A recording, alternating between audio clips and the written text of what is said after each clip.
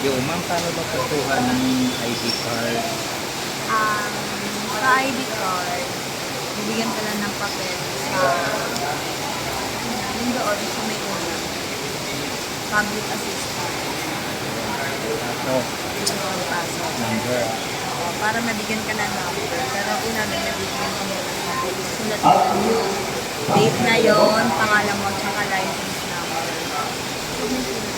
Ayun. Tapos bibigyan ka na ng papel, plus number. Ito pala yung number. Ilan? Ayan ang bibigay. Ayun yung ibibigay sa'yo. Number ano ka? Roger Bulawan, ito.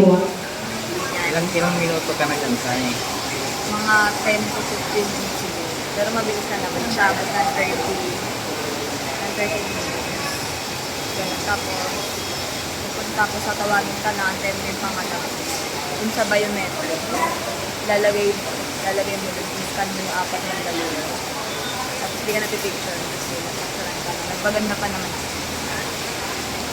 Apat na daliri lang. Hindi lima. Apat lang, hindi lima. Sabay-sabay. Sabay ganun mo lang. Tapos, sana yung ID mo? Taran! Ito na. Card na. Tapos yung resibo. Ito na, may original na ako receipt. Okay. Bali, ilang minuto lang lahat inabot. Mga 20 minutes. Tapos maglalag ka lang doon sa bakulat nila. Name, contact number, tapos then ayun na, pwede maka-claim doon. Hindi na pala pinicturean mo dito. Hindi na finish. Mahanda ka pa naman kapag pala. Ang eyeliner para sa panibagong picture. Mascara yan. Tapos hindi na pinicturean. Okay, maraming salamat sa mga. Hanggang dito na lang. Bye! Yo, follow for more. LTO San Juan, licensing office. Yo. Eh, meron dito sa likod doon, sa kaya.